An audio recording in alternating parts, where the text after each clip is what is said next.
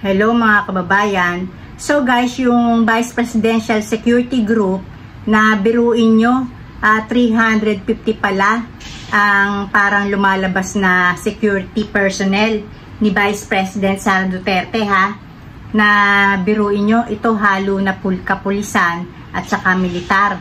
350 para lang sa kay Vice President Sara Duterte at sa pamilya niya.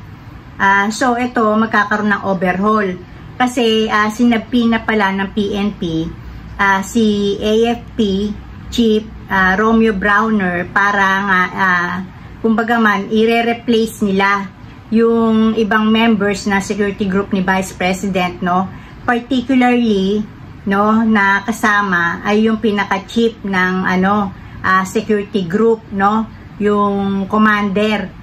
Walang iba kundi ang militar na si Colonel Lachica. Kasi nga guys, ang iniimbestigahan dito yung pangyayari dun sa Veterans Hospital, di ba? So dito, at least para kung gugulong ang investigasyon, syempre kung wala sila doon, di ba? Hindi nila may impluwensyahan kung ano man yung gagawing investigasyon.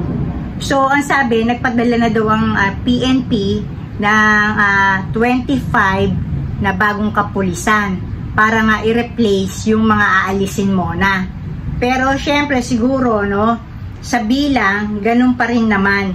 Kasi syempre alam nyo naman si Sara Duterte, no, ang ating vice presidente, ano yan selfish yan, makasarili siya.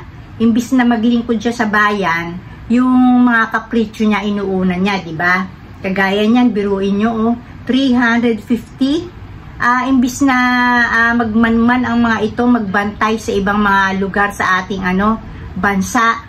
Maano ba naman na 20 katao na lang o sabihin mo at the most na yung 50 na maging security personnel niya. Siguro naman babantayan na siya, di ba? At kung matuwid ka naman, no, iingatan ka na mismo ng Diyos.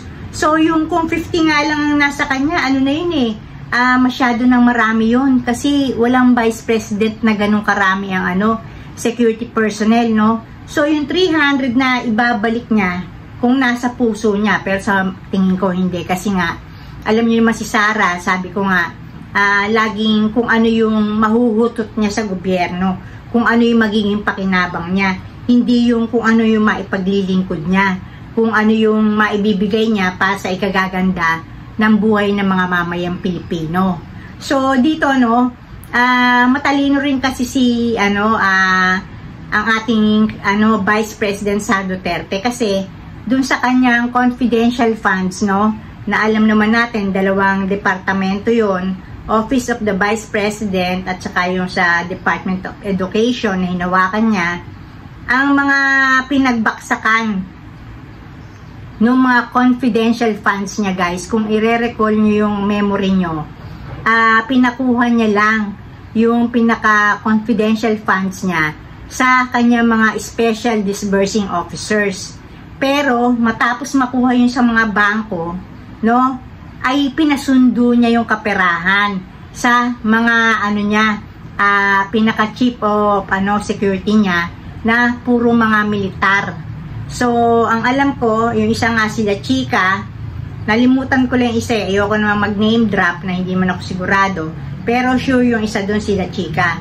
So, puro mga militar ang pinakuha niya. Kasi alam nga ni BP Sara Duterte, no, na pagka militar ang pina-front niya, so ibig sabihin kahit paano mangingilag. Totoo naman to ha. Mangingilag si PBBM na kantiin ng AFP.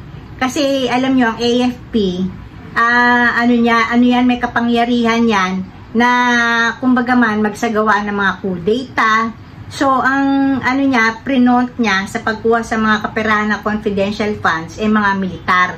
Gaano kautak, no? At alam nyo yung isip ni Sara Duterte, hindi niya yung maiisip kung hindi sa tulong ng walang hiya niyang ama.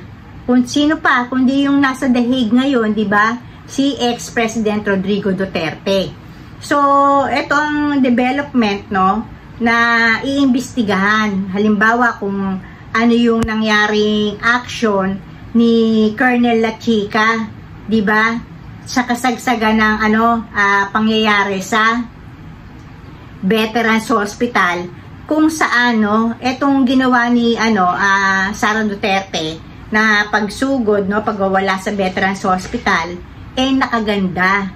Alam nyo bakit, guys? Kasi doon nakita kung paano magwala, ugali ni Sara Duterte na kailangan na hindi na maulit. So nung hinuli, inaresto at sinerba ng warrant of arrest ang tatay niya, si Digong, sinasabi na intayin pa si Sara, naranasan na nga natin kung paano nagwala yan sa Veterans Hospital.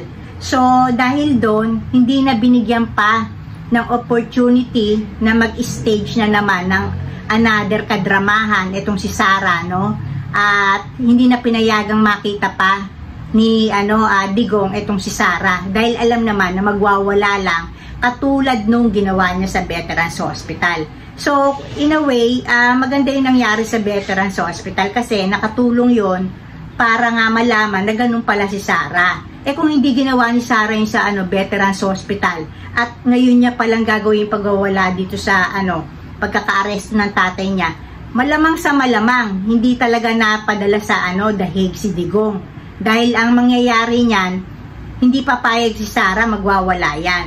So kumbaga man, naging positibo pa yung pagwawala ni Sara Duterte sa Veterans Hospital para malaman ang mga galawan niya, yung kanyang kilos pagka halimbawa sila ay sabihin na natin iniimbestigahan o isa sa ilalim sa batas. So at least ganun nangyari, yung mga ways ni Sara nare-reveal na in the end bumubumerang sa pamilya niya at mismong sa kanya. At ito nga security personnels niya, dapat mabawasan to.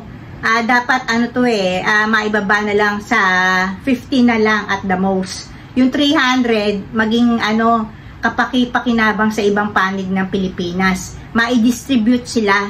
So ayun lang, guys. Dito na ako, guys, and blessings everyone. Bye.